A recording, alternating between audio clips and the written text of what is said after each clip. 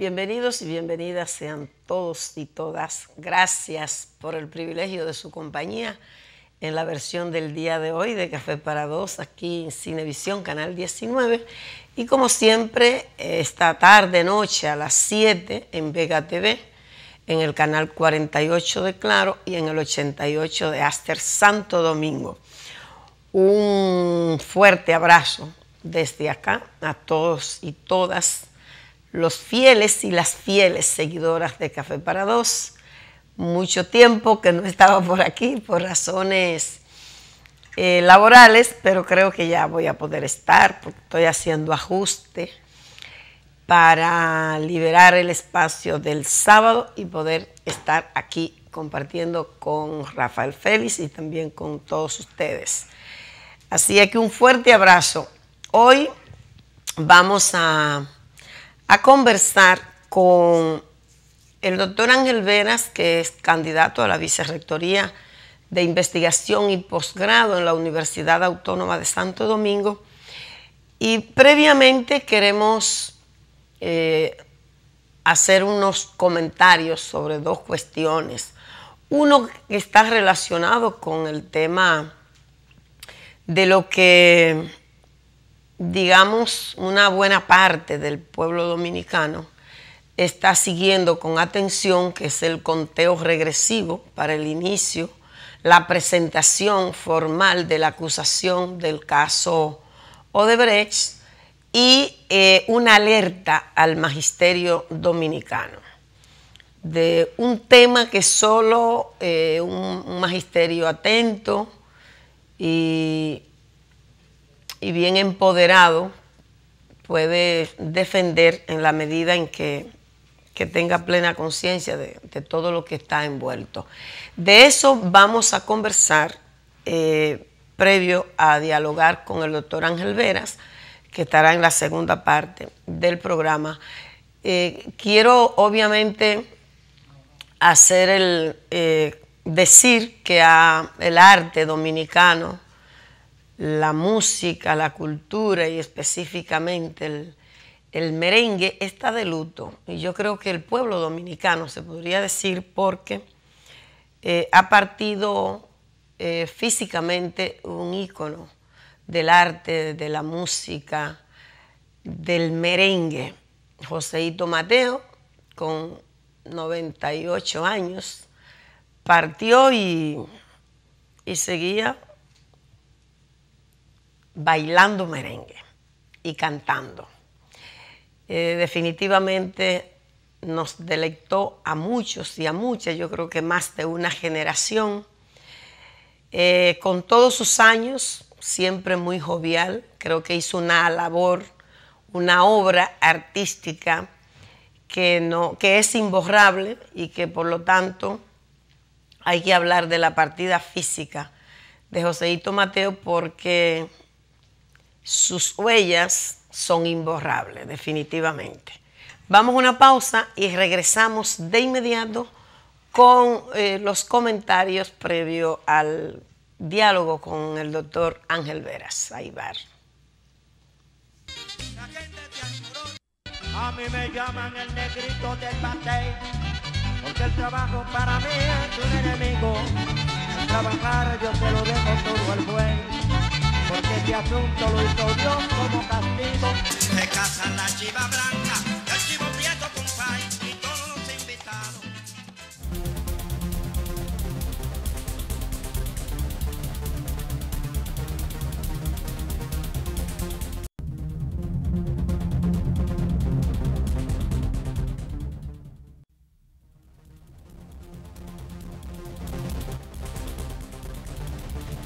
Gracias por seguir con nosotros, Rafael. Bienvenida. ¿Cuánto tiempo que no lo acompañaba? Así es. Bueno, hay dos cuestiones, Rafael, antes de pasar a conversar con el doctor Ángel Veras, que ya está aquí en el estudio. Vi un trabajo que escribió, de una entrevista suya en el periódico Hoy, con relación a un tema que me parece particularmente relevante y al que los maestros y las maestras tienen que seguir con atención, más allá de terminar la solución de ese tema, no solo con eso, sino que los que ya lograron salir de las garras de las AFP, ese grupo financiero, ese sector financiero angurrioso, ambicioso nuestro, no renuncia a sus planes de convertir los fondos de pensiones de los maestros en una AFP que pueda permitirle también acumular y multiplicar su capital, su rentabilidad. Pero específicamente el tema que tiene que ver con los profesores y profesoras que todavía siguen los fondos que aportan para las pensiones en manos del sector sí, Teresa, financiero. Se han acumulado más de 3.000 millones de pesos dominicanos de los maestros que siguen siendo retenidos por las AFP y por el Consejo Nacional de la Seguridad Social. Ese dinero es resultado de descuentos que se le hicieron a los maestros antes de la entrada de la ley 451-08, pero posteriormente se le han seguido descontando a los maestros que, además de trabajar en el Ministerio de Educación, trabajan en alguna empresa privada. Hay muchos maestros que, además de trabajar en el ministerio, trabajan en el colegio, trabajan en universidades, trabajan en distintos tipos de empresas. Y ese vínculo con trabajo en el sector privado también le descuentan para pensiones y jubilación. Esa parte del dinero que le descuentan a los maestros no está siendo enviado al INAVIMA, que es donde deben estar todos los fondos de pensiones y jubilaciones de los maestros. Y más grave aún es el hecho de que esa parte del aporte se niega a devolvérselo a los maestros una vez son pensionados o jubilados, porque hay una resolución del Consejo Nacional de la Seguridad Social del 2009 que ordena retener esos fondos. Y en medio porque para eso que sirve ese consejo, claro, como está estructurado. Claro, claro. Para que lo controle el sector financiero. Así mismo es, Teresa. Entonces, en ese marco hace que muchos maestros que ya cumplieron 60 años de edad, que están jubilados del Ministerio de Educación, resulta que no les devuelven su dinero, ni devuelven el dinero al INAVIMA, que es donde deben estar. En manos del sector privado, parte importante de ese dinero ha estado en cuenta que no generan rentabilidad. Usted sabe que los fondos de pensión, la posibilidad de ser sostenible en el tiempo es que se inviertan en certificados financieros, en proyectos que a su vez hagan que el dinero crezca. Si simplemente lo tienen en una cuenta, entonces ese dinero a quien le deja beneficios es al banco que lo tiene. Claro, y de eso se trata. No al afiliado, Pero de eso se trata. Sí. Se supone que cerca de 3.000 millones de pesos debieron haber generado en los últimos 10 años más de 1.000 millones de pesos de rentabilidad que simplemente los maestros lo han perdido. Y eso no puede seguir. Yo creo que esos maestros y en sentido general el magisterio tiene que movilizarse para lograr quitarle de las manos al sector financiero los recursos que los maestros necesitan y además que es un aporte del trabajo que hemos desarrollado. Bueno, yo creo que es muy juicioso, muy pertinente el tema y me parece que en todo caso hay que estar claro de que las pretensiones de ese sector van más allá, no solo mantener bajo su control esos dineros, sino que además no renuncian al propósito de lograr mantener bajo sus garras todos los fondos de pensiones de los maestros y las maestras. Eso es algo que ha estado en la mirilla, no lo pudieron lograr porque por fortuna en ese momento la ADP tenía un compromiso, tenía una dirección que estaba enfocada en ese asunto y que trabajó con rigor ese tema y libró una batalla, yo diría que inteligente y la ganó, le dobló el pulso. Pero ellos no renuncian a eso y lo único que puede frenar esas pretensiones es un magisterio atento. Y yo digo un magisterio atento porque en esa lucha no va a haber tanta beligerancia en los distintos grupos que interactúan en la ADP, como por ejemplo el vigor y la ferocidad con que se asumió la oposición al concurso para directores regionales y distritales. No va a haber tanta gente fogosa ahí.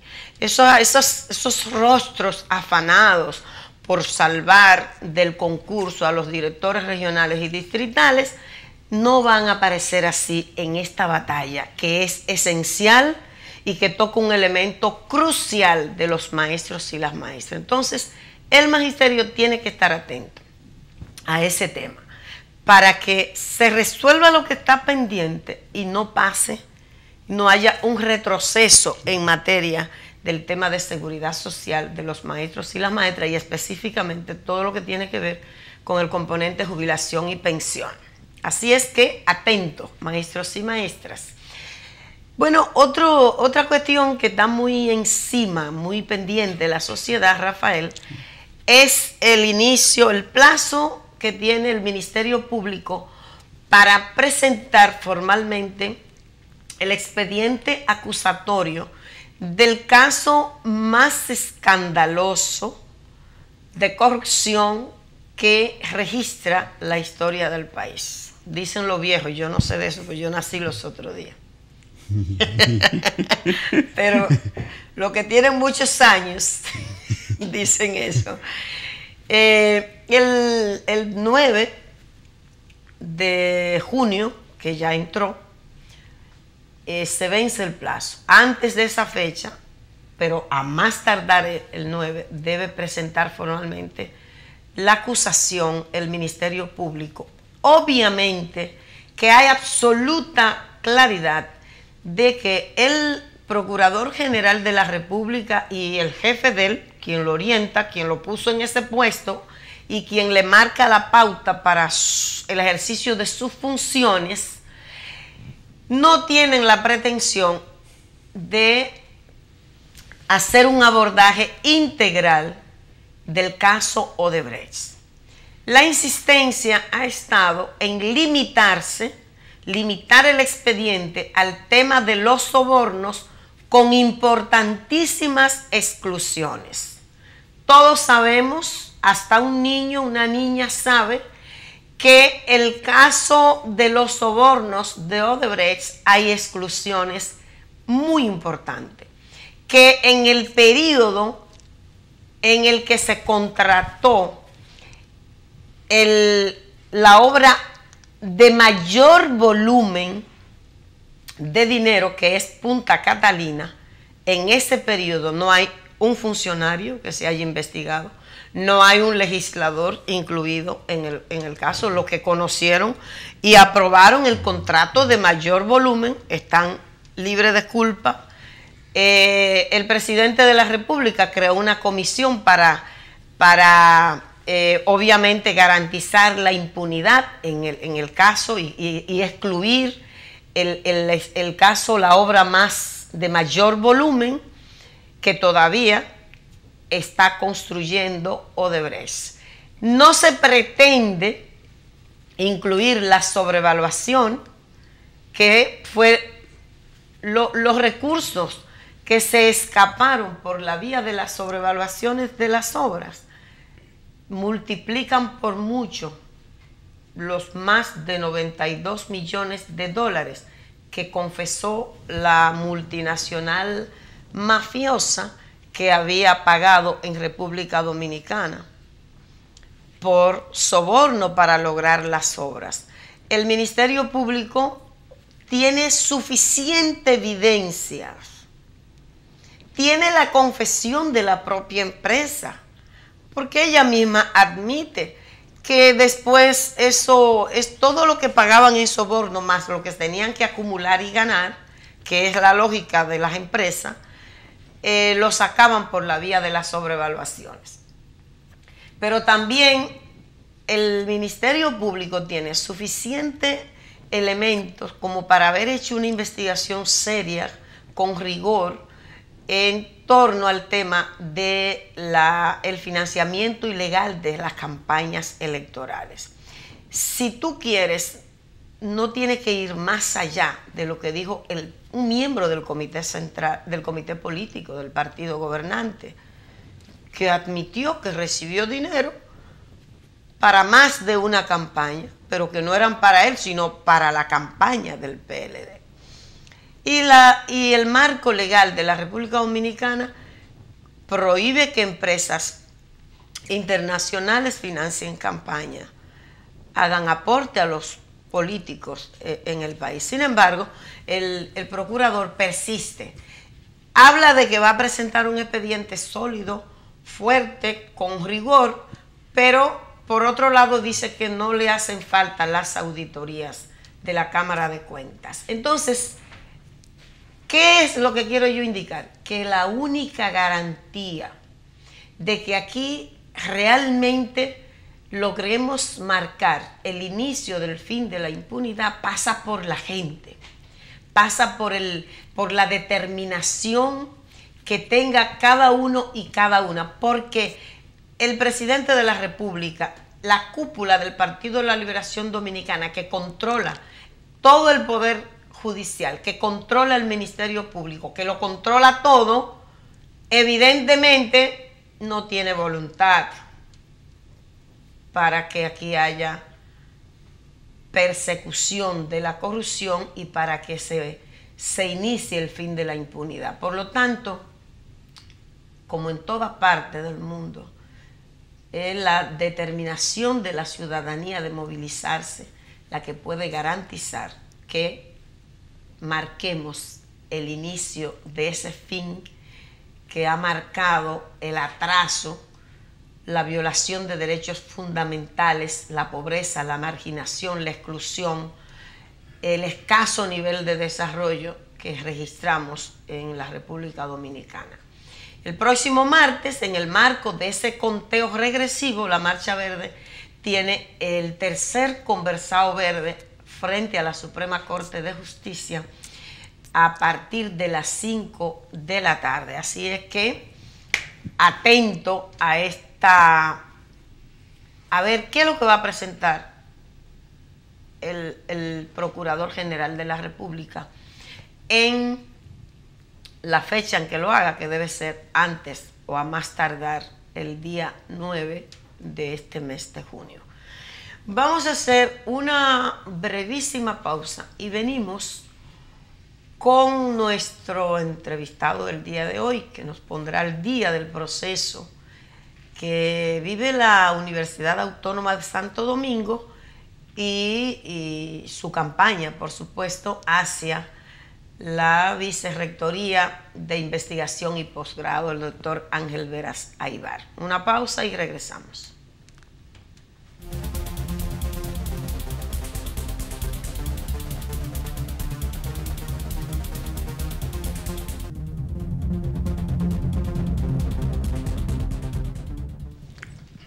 Gracias por seguir con nosotros. Antes de comenzar este diálogo, decir que el próximo lunes, a las 5 de la tarde, en el Liceo Francisco del Rosario Sánchez de Boca Chica, se va a proclamar la candidatura del profesor Clemente por la seccional de Boca Chica, Clemente Peguero. Seccional de Boca Chica. Mírenlo ahí, que moreno más buen mozo, y así mismo es de trabajador y fajador y comprometido. Bueno,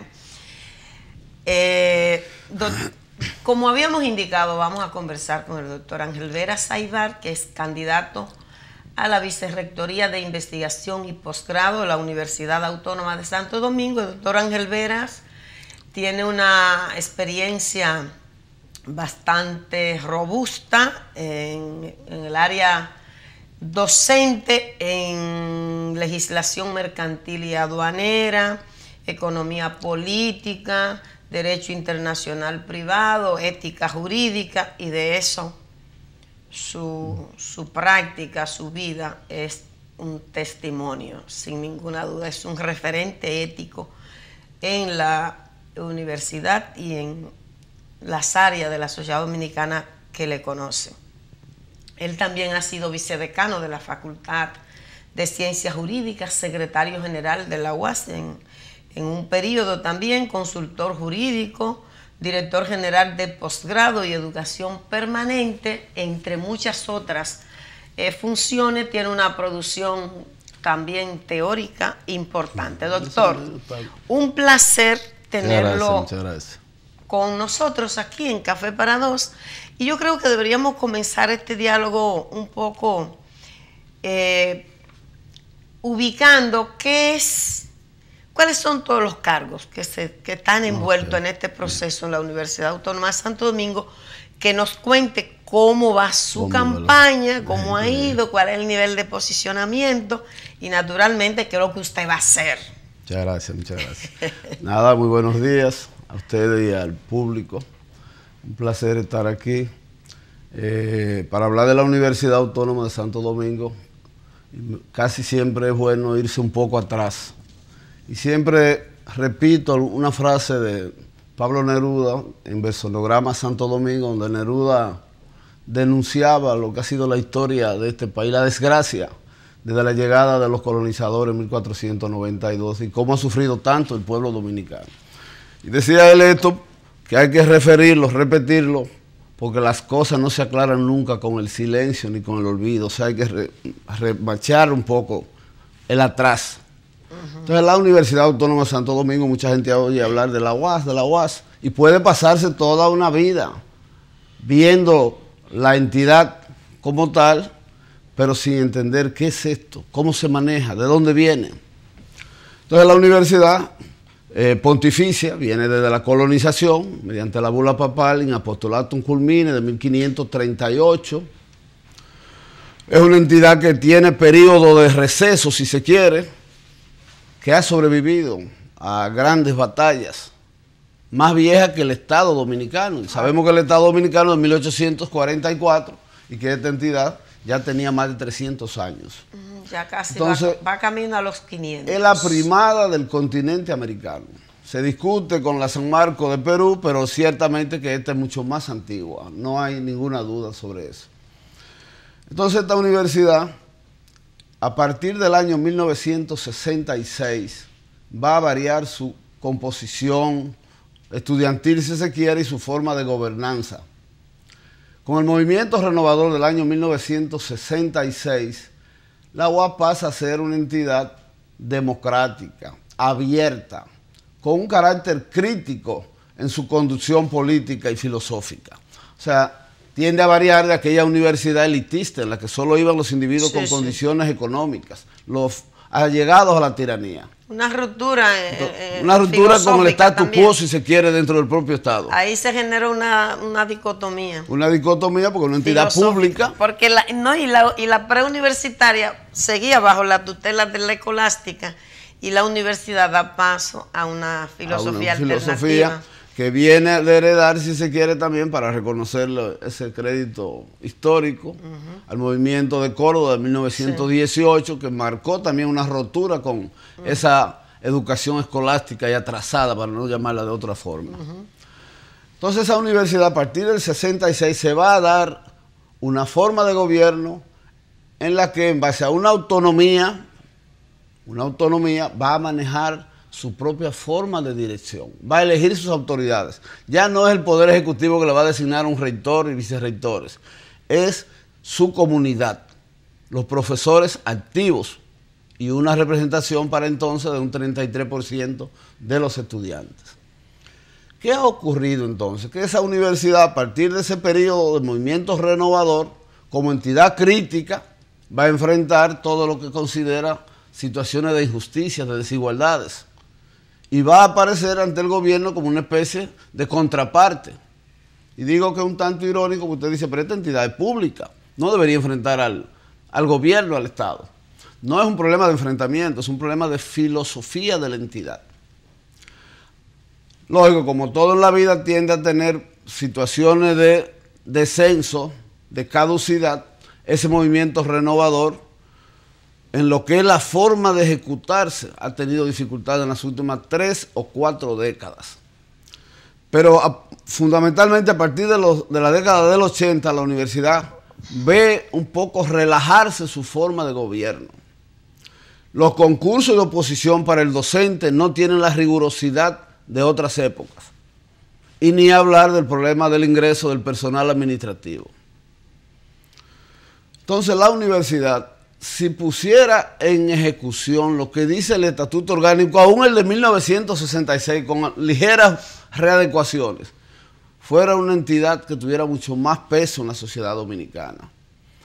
Esta entidad está llamada a servir como faro de luz de la sociedad dominicana. Dicho de otra manera, que ella debe establecer pautas en un país con tantos problemas, María Teresa. En un país con problemas medioambientales, problemas de seguridad ciudadana, problemas sanitarios, de corrupción, porque parte también de la dirección de un Estado. La universidad hace varias décadas tenía el CERES. ¿Qué es lo que es el CERES? El Centro de Estudio de la Realidad Económico-Social de la República Dominicana. El país vivía pendiente de qué iba a decir el CERES sobre la inflación que se produjo, sobre el problema de déficit presupuestario, pendiente de todo. Pero también tenía el CIVIMA, el Centro de Investigaciones Biológicas y Marinas, que ayudaba al país a establecer orientaciones sobre esas áreas tan importantes. No existen, pero no se le da el calor de otros tiempos. La UAS tiene decenas de institutos sobre todas las áreas del saber humano. Entonces, ¿qué es lo que necesitamos? Un sacudimiento. O sea, se ha relajado un tanto lo que son las normas que nos rigen como academia. Y en la medida en que esas normas no se pongan en ejecución, la academia corre un peligro de que su imagen siga deteriorándose y pierda autoridad frente al pueblo dominicano.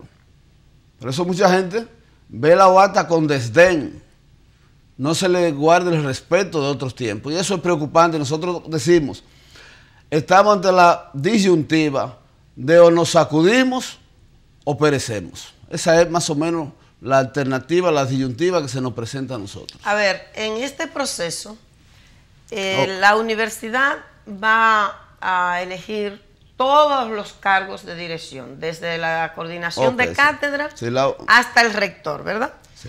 Usted aspira a la vicerrectoría de investigación y posgrado. Ha iniciado una campaña que se dice en los círculos universitarios que se ha convertido en un fenómeno. Me gustaría saber, antes de que podamos hablar de la propuesta que usted formula específicamente para el área que estaría bajo su dirección, ¿cómo va la campaña de Ángel Veras? ¿Cuál es el posicionamiento que tiene la propuesta, la candidatura a la vicerrectoría? Primero, antes que eso, María Teresa, un elemento que decía, la gente oye hablar de UAS, pero no sabe lo del desenvolvimiento. Entonces, ¿a qué nos abocamos nosotros el próximo 20 de junio? Vamos a elegir un rector, 4 vicerrectores. O una rectora. O una, sí, pero usted sabe, machismo. Sí. No es machismo. ¿Sabe? A mí me da lo mismo, varón y hembra. Creo en los seres humanos como tal, en igualdad.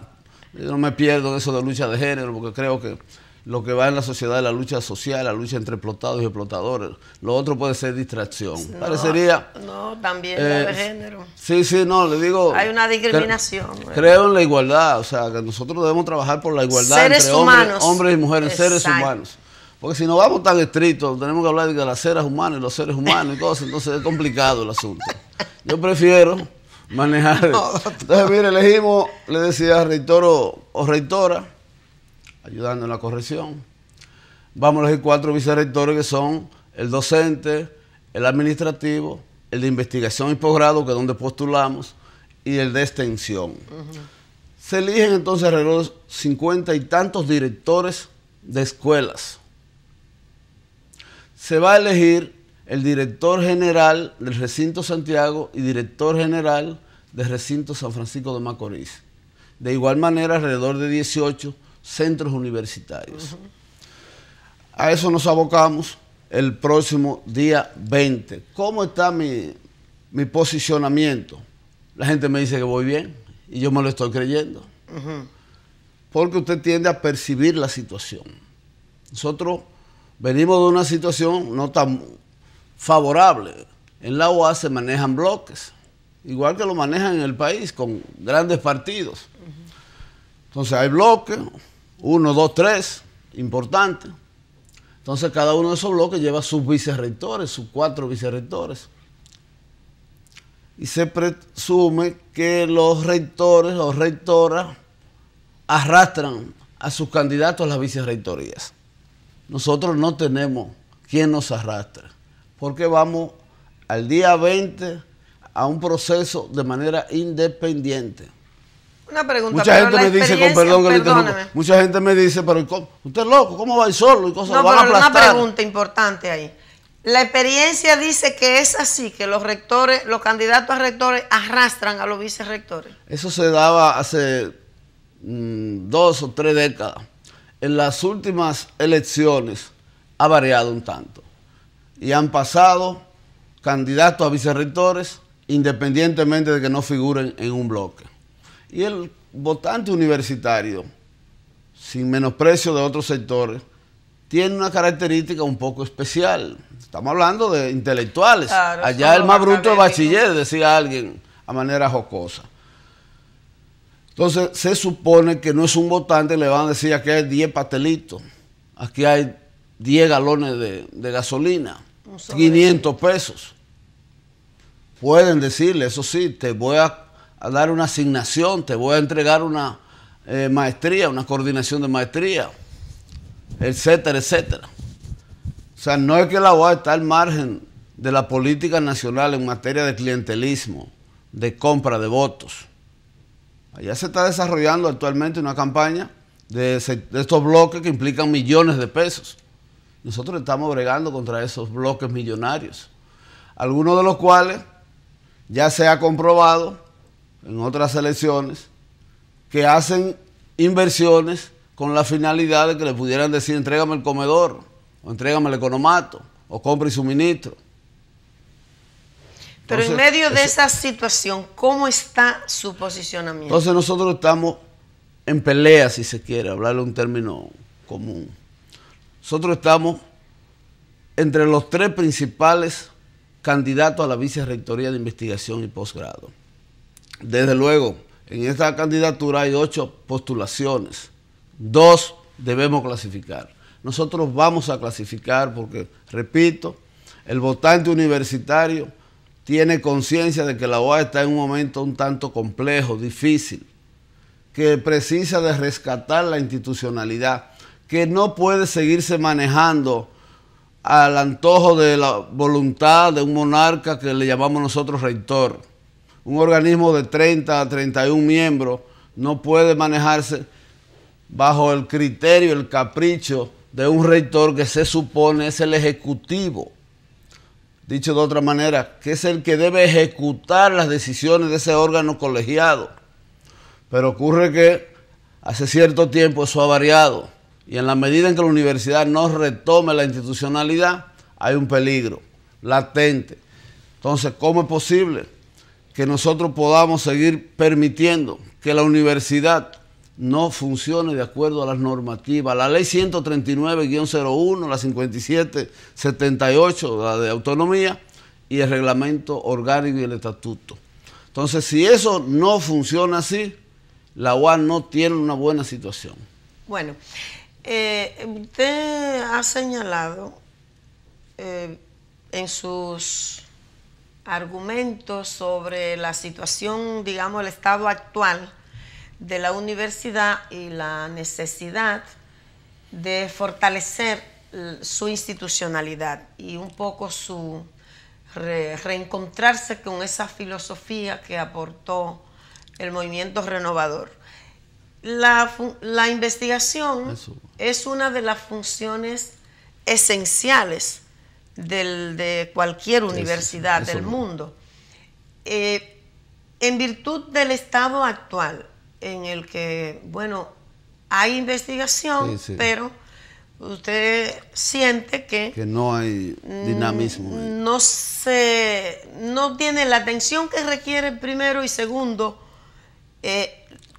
el uso de las investigaciones no es el más apropiado. ¿Qué es lo que plantea el doctor Ángel Veras para poner en marcha y recuperar. Algunos dirán, pero a usted lo que más le importa es la investigación y el posgrado. Exacto. Entonces la universidad investiga, porque puede verse también que no, allá no investigan. Sí, claro, se desarrollan decenas de investigaciones, cientos de investigaciones. Nosotros hemos hecho 2 investigaciones, en el área de las migraciones, en el área del Estado como tal. Pero guardada. Decenas o cientos de investigaciones se realizan, el investigador cumple con el programa que presentó, con todo el cronograma de trabajo, realiza un informe final y entonces esto se archiva. ¿De qué vale esto? Entonces una universidad que no investiga es una especie de árbol sin hojas, una cosa media rara. Porque ¿qué es lo que es la universidad? Es ciencia. Claro. Es conocimiento en términos universal, amplio. No es cualquier cosa, no es un colegio de básica, un club. Es una entidad de ciencia fundamentalmente. Entonces nosotros pretendemos que la universidad, lo que tiene que ver con el área de la investigación, deje de manejarlo como la Cenicienta. Que a esto se le ponga atención. Porque si no hay investigación, esa universidad no está dinamizada, no puede haber una conexión con la docencia ni con la extensión. Allá tenemos entonces la Vicerrectoría de Investigación y Posgrado, que tiene a su vez 2 dependencias importantes. La Dirección General de Investigaciones Científicas y la Dirección General de Posgrado y Educación Continuada. Desde la Dirección General de Investigaciones Científicas se pueden, decimos nosotros, desarrollar programas importantes en las áreas que ya se sabe son vitales en el país, priorizando qué área vamos a dedicar, porque tampoco no es que a fulano se le cogió con que va a investigar cómo se produjo la matanza en el Santo Cerro, o que el otro quiere ver por qué la situación del Yuma se maneja tan anárquica. No, en base a las prioridades de la academia, de la UAS y de la nación dominicana. Así debe investigarse, no por complacer capricho del postulante, del profesor o de la autoridad. Tiene que haber una justificación. Eso es posible. Lo que ocurre también es que la universidad tiene que hacer mayores esfuerzos para disponer de fondos. El MESI maneja unos fondos, pero lógico, la UAS no es una entidad con mucho aprecio en el MESI, porque la UAS producto de esa situación, pero lógico, ganan propuestas, pero no al alcance que debería ser y con el peso de la matrícula universitaria. Lo que requiere parece más propuestas. Entonces, no propuestas de la universidad. Hay propuestas, hay. La ausencia de recursos tiende a reducir las posibilidades de programas.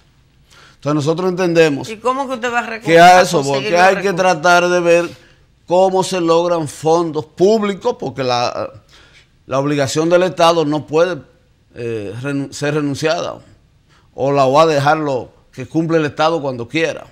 Entonces, recursos propios conforme a la ley 139.01 y las otras normas, y recursos internos de la UAS. La UAS tiene también que dar demostraciones de que no solo recibe, sino que es capaz de autogestionar situaciones. Entonces, eso se va a lograr si hay voluntad. Lo que ocurre es que el que llega a esa dependencia tiene que tener claridad de hacia dónde va a conducir el área de investigación y el posgrado. ¿Cómo se justifica que nosotros, por ejemplo, no podamos presentar patentizaciones, innovaciones en diversas áreas, teniendo científicos y dedicando millones de pesos a esas áreas? En lo que tiene que ver con el posgrado, que es un área importantísima, la universidad hoy día tiene alrededor de 25.000 maestrantes, y hay otras áreas como el área de las especialidades en materia de salud, pero eso aún así debe ponerse muy por encima de la situación actual y ejercer mayores controles. Son una de las metas que nosotros tenemos. Desde la Dirección General de Investigaciones Científicas hay la necesidad de que se sepa si se le está dando cumplimiento cabal a lo que es el contrato del investigador con la universidad. No que complacientemente una autoridad decidió, está bien, vamos a renovar sin ninguna supervisión, sin ningún control mínimo, porque eso habla muy mal de la entidad, si se permite. Y en lo que tiene que ver con las maestrías, hasta dónde de la Dirección General de Posgrado logra una supervisión. Nosotros estuvimos del 2011 al 14 dirigiendo el posgrado y la educación continuada y tratamos de hacer un esfuerzo de que las maestrías no respondan al capricho de un decano y que lo manejen antojadizamente sin ningún control. Nosotros pusimos supervisiones sobre las maestrías y sobre la educación continuada, que son áreas importantísimas que hay que darle la atención debida. A eso nos encaminamos nosotros y creemos que es posible. Y algo más, ¿en qué medida las investigaciones no se limitan a los docentes de la UAS? O sea, para usted ser investigador de la UAS tiene que ser profesor. No, nosotros pretendemos desde el Consejo Universitario plantear resoluciones en el sentido de que cualquier profesional dominicano o extranjero con méritos suficientes que presente un proyecto a la universidad en el área de la investigación, si reúnen las condiciones, la universidad puede proceder a contratarlo al margen de que sea docente o administrativo. Contratarlo un periodo de 6 meses, 1 año, 18 meses. Usted tiene las reglas sobre las cuales va a ejecutar su proyecto de investigación. No lo cumplió, terminamos. O tendrá las consecuencias debidas sobre ese asunto. En esa área, en esa perspectiva que pensamos manejar la investigación y el posgrado. ¿Quiénes votan? Usted tiene evidentemente un diagnóstico de la situación de la investigación, reconoce que la universidad investiga, pero que subutiliza los resultados de sus investigaciones. Así es. Y que además hace falta como ponerlo más en conexión con las necesidades que tiene la nación y la propia institución para convertirse en referente, recuperar como un lugar más relevante. Es verdad, yo recuerdo que habían una opinaba sobre todo, era un faro de luz. Y estaban pendientes de qué iba a decir la universidad en tal cosa, qué va a decir el resultado de tal boletín, en fin. Una cosa buena, lo que da cuenta de su amor por la Universidad Autónoma de Santo Domingo y su condición de huastiano. ¿Quiénes serían todos los que tienen derecho a votar en el 20 de junio? El día 20 de junio vamos con derecho al claustro elector, claustro mayor elector. Todos los profesores activos, activo entiéndase a partir de profesor adscrito, porque allá ocurre que un profesor puede tener 2 o 3 años y no vota. Se dice, ¿por qué no vota? Porque va a votar a partir de adquirir la categoría de adscrito. Es adscrito, entró a la carrera académica y en consecuencia usted tiene derecho a elegir. Porque mucha gente puede creer que en la universidad hay una votación dislocada, anárquica, donde todo el mundo vota. No, allá mucha gente hace en bulto, porque por eso se confunden en las campañas electorales. Porque cuando viene a ver, le ponen flu, como le decimos allá en el campo, a decenas de personas y esas personas concurren a un meeting. Usted dice, ¿cuántos profesores tienen? Ay, caramba, están acabando. Ocurre que no. Que de esa gente que usted está viendo ahí, posiblemente hay un 10% de votantes. Porque los otros o no son de la UAS, o son empleados, o son jubilados, o no tienen el tiempo como profesor adscrito. Entonces vamos al claustro alrededor de 2.880 y tantos profesores. Ese claustro lo integran entonces, ya le decía, los activos. De esa cantidad de activos se toma un 20% de profesores ayudantes. Dicho de otra manera, que si somos 3.000 activos, usted va a tomar el 20% de esos 3.000 y se le suma también a los 3.000. Va a tomar el 5% de la cantidad de profesores para aplicar la representación estudiantil. Dicho de otra manera, que si somos 100 profesores, votarán 5 estudiantes.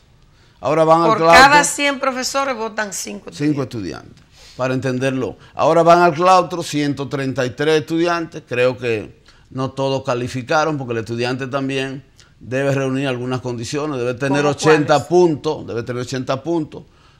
Debe estar más del 60% de la carrera. Y no puede haber repetido la materia en el semestre anterior. Una materia no puede haber repetido porque no califica como lector. O sea, el claustro de nosotros es un claustro con cierta calidad, sí, o sea, independientemente de la mala imagen que se ha vendido. Es bueno decirlo. Y debo señalarle ya, en cuanto a los empleados, vota 1% de los empleados. Al claustro van 128 empleados como miembros. Nos queda un minuto, doctor. un mensaje a los ¿Qué me queda? electores, 1 minuto para concluir el programa.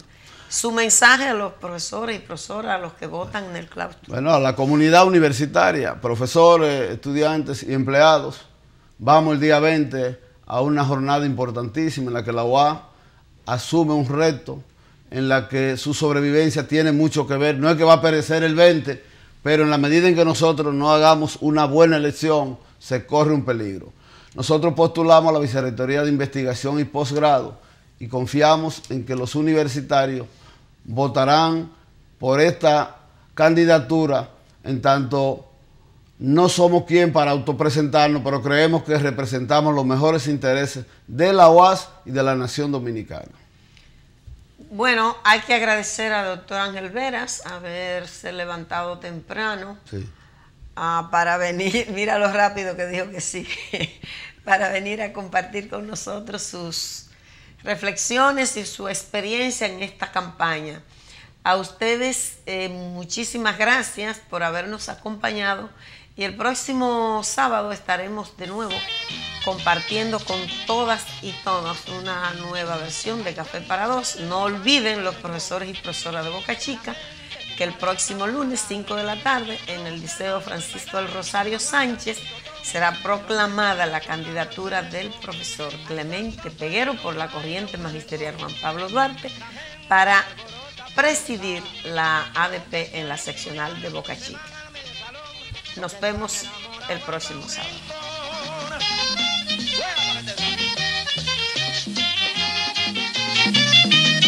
Que cuando suena en un baile un merengón, la gente brota para gozar. Los que no saben bailar aguantan su botón, pero qué importa sonado el merengón. Ay, cuando suena en un baile un merengón, la gente se alborota para gozar. Los que quieren figurear se van al medio salón, los que están enamorados van para un rincón. Oye mami, qué emoción, ay, me toquen el trombón. Ay, mamacita, qué sabor, ya llegó mi merengón. Rico, sabrosón, fuera mi merengón. Ay, mamacita, qué sabor,